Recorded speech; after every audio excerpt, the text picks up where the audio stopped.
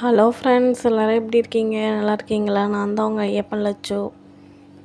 1:30 இருக்கும் மணி. நான் அப்போ தான் ஏந்திச்சேன். ஹஸ்பண்டு வரவே இல்லை.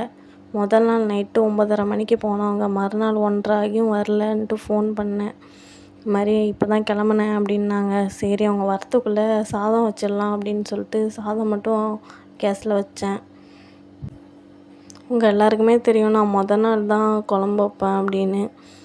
நாள் கருவாட்டு குழம்பு வச்சுருந்தேன், அதை மட்டும் சூடு பண்ணிக்கிட்டேன். அப்புறம் தம்பி ஏஞ்சிட்டான். அவனுக்கு டீ போட்டு கொடுத்தோன்னா மணி 3:06 ஆகிட்டு. அப்பயும் ஹஸ்பண்ட் வரவே இல்லை. கேட்டதுக்கு டிராஃபிக் ஜாம், அதனால தான் லேட் ஆகிட்டு அப்படின்னாங்க. இதை பற்றி கண்டிப்பாக சொல்லி ஆகணும். இது என் ஹஸ்பண்ட் கல்யாணத்துக்கு வரப்போ எனக்கு இது வாங்கிட்டு வந்தாங்க. அவங்க என்கேஜ்மெண்ட் முடிஞ்சு 6 மாதம் கழிச்சு தான் கல்யாணத்துக்கு வந்தாங்க. அப்போ வரப்போ உனக்கு என்ன வேணும்னு கேட்டப்போ நான் இது வேணும்னு சொன்னப்போ வாங்கிட்டு வந்தாங்க. இதை என் பையன்கிட்டேருந்து காப்பாற்றி பத்திரமா வச்சுருக்கேன். இந்த ட்ரை ஃப்ரூட் ஹல்வா இப்படி தான் இருந்துச்சு, உள்ளே பாக்கெட்டாக. மணி 3:30 இருக்கும். அப்போ தான் ஹஸ்பண்ட் வந்தாங்க. எனக்கு சிக்கன் ரைஸும் சிக்கன் சுக்காவும் வாங்கிட்டு வந்தாங்க. எங்கே நான் கோவமாக இருப்பேன்னு சொல்லிட்டு என்னை சமாதானப்படுத்துறதுக்காக வாங்கிட்டு வந்தாங்க. சென்னை பக்கெட் பிரியாணின்னு இங்கே தமிழ் கடை இருக்காங்க தான் வாங்கிட்டு வந்தாங்க. அப்புறம் இந்த 100 கிராம்ஸ் போல் கையில் கொடுத்தாங்க. இது உனக்கு தான் அப்படின்னு சொல்லிட்டு. அதை நான் எனக்குன்னு மட்டும் தனியாக எடுத்து வச்சுருக்கேன். மளிகை ஜாமான் அது இதுன்னு இதுலேயும் சேர்க்க மாட்டேன். நான் தனியாக ஏதாச்சும் எனக்கு வாங்கிப்பேன். அப்புறம் இட்லிக்கு அரிசி ஊற வச்சேன் ஃப்ரெண்ட்ஸ். இது ஒரு 10 மணி இல்லை 11 மணி வாக்கில் அரைக்கணும். 5 மணி இருக்கும் அப்போ தான் ஊற வச்சேன். 5:45 இருக்கும். அப்புறம் ஹஸ்பண்டும் தூங்க ஆரம்பிச்சிட்டாங்க. ஹஸ்பண்ட் தூங்கிட்டு இருந்தாங்க. அப்புறம் தம்பி ரொம்ப அடம் பண்ணிவிட்டு அவங்க டிஸ்டர்ப் பண்ணிகிட்டே இருந்தான்னு சொல்லிட்டு வெளில அழைச்சிட்டு போனேன். இதாங்க இந்த வீட்டில் உள்ள பூனைக்குட்டி. ஓனர் தான் இந்த பூனைக்குட்டியை வளர்க்குறாங்க. பூனையை பார்த்தானா விடவே மாட்டான் ஃப்ரெண்ட்ஸ். அது பின்னாடியே போயிட்டுருப்பான். எங்கேயாச்சும் அது பொந்தில் போனாலும் அது பின்னாடியே தான் போவான். கல் முள் எதுவும் பார்க்க மாட்டான். அது எங்கே இருக்குதோ அங்கே இருப்பான். அப்புறம் கொஞ்ச நேரம் கழித்து கோழி மேய்க்க ஆரம்பிச்சிட்டான்.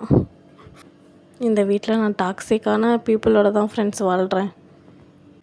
இன்றைக்கி ஹீட்ரு 2 பேர் வீட்டுக்கும் காமனாக ஒரு ஹீட்டர் தான் ஃப்ரெண்ட்ஸ். அவங்க வீட்லேருந்து தான் நம்ம வீட்டுக்கு ஹீட்ரு வரும். அப்படிங்கிறப்ப நான் என்ன பண்ணிட்டேன், சுவிட்சு ஹாலில் இருக்குன்ட்டு போட்டுட்டு நான் போய் குளிக்க போயிட்டேன். குளிச்சுட்டு குளிக்க கூட இல்லை, குளிக்கிறதுக்காக ஆன் பண்ணுறேன், தண்ணியே வரல. இத்தனைக்கும் ஓனரும் இந்த வீட்டில் தான் இருக்காங்க. அவங்கள்ட்ட சொல்கிறதுக்கு அவங்க கரண்ட் பில் அதிகமாக வருதுன்னு ஆஃப் பண்ணி வச்சுருக்காங்க அப்படிங்கிறாங்க. இதே நான் ஆஃப் பண்ணி வச்சுருந்தேன்னா எல்லோரும் சேர்ந்துட்டு என்கிட்ட கேட்டிருப்பாங்க. அவங்கங்கிறதுனால யாரும் அவங்கள்ட்ட கேட்கல. கோழி பூனை இதுதான் இவனுக்கு ரொம்ப பிடிச்சது. இந்த கோழியெல்லாம் பார்த்துட்டானா அது கூடயே விளாண்டுட்ருப்பானா. நான் கொஞ்சம் ஒரு 10 நிமிஷம் ரிலாக்ஸாக உட்காந்துருக்க முடியும். அதனால தான் ஃப்ரெண்ட்ஸ் இங்கே அழைச்சிட்டு இவனை கொஞ்சம் நேரம் விளையாட விடுவேன்.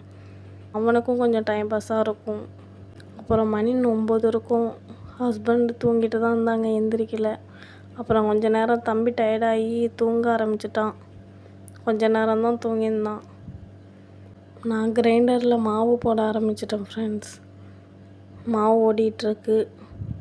அப்போது டைம் 10 மணி இருக்கும். ஹஸ்பண்ட் எழுந்துச்சி குளிச்சுட்டு உட்காந்துருக்காங்க. சும்மா சின்ன வேலையாக ஒரு ஆளை போய் அங்கே விட்டுட்டு வரணுன்னு மட்டும் கிளம்புனாங்க. வந்ததுலேருந்து தம்பி கூட டைம் ஸ்பெண்ட் பண்ணவே இல்லை. அதனால் அவன் கூட கொஞ்சம் நேரம் விளாண்டாங்க. தூக்கி தூக்கி போட்டுட்டு இருந்தாங்க அவனை.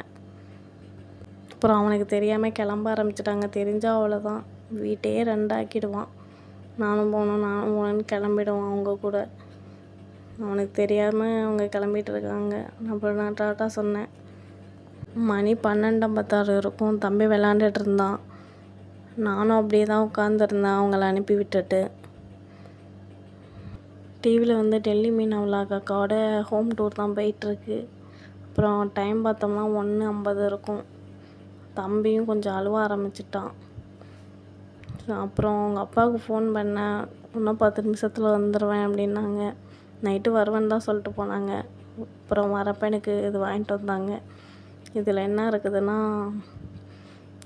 குப்பூஸு, ஹம்மூஸு, அப்புறம் க்ரில் எல்லாம் இருக்குது. நம்ம ஊர்லலாம் க்ரில் வாங்கினா க்ரில்லு அப்புறம் மைனீஸ் மட்டும்தான் கொடுப்பாங்க. ஆனால் இங்கே க்ரில்லு வாங்கினா க்ரில்லு, மைனீஸு, சூப்பு, குப்பூஸு, ஹம்மூஸு, ஃப்ரெஞ்ச் ஃப்ரைஸ் எல்லாம் சேர்த்து கொடுப்பாங்க. அது சாப்பிட்டாலே நம்மளுக்கு வயிறு நிறைஞ்சிரும். இங்கே உள்ள எல்லா ஷாப்லேயுமே அப்படி தான் கொடுப்பாங்க ஃப்ரெண்ட்ஸ். அதுவும் க்ரில்லாம் வெரைட்டியாக இருக்கும் இங்கே. அப்புறம் அப்பாவும் பையனும் கொஞ்சம் நேரம் விளாண்டுட்டு இருந்தாங்க. அப்புறம் தூங்கவே மணி 4 ஆயிடுச்சு ஃப்ரெண்ட்ஸ். இதுதான் அந்த ஃபுல் செட்டு. இது ஹம்மூஸு, இது சாலட்டு, இது சூப்பு, இது வந்து சிக்கன் கிரில்லு குவார்ட்டர் பீஸு, அதோட ஃப்ரெஞ்ச் ஃப்ரைஸு, இது குப்பூஸு. இங்கே ஃபாரினில் உள்ளவங்க எல்லோரும் சாப்பிட்றது இது தான். அப்புறம் கார்லிக் பேஸ்ட்டு. அவ்வளோதான் ஃப்ரெண்ட்ஸ். நம்ம வீடியோ பிடிச்சிருந்தா லைக் பண்ணுங்கள். பாய்.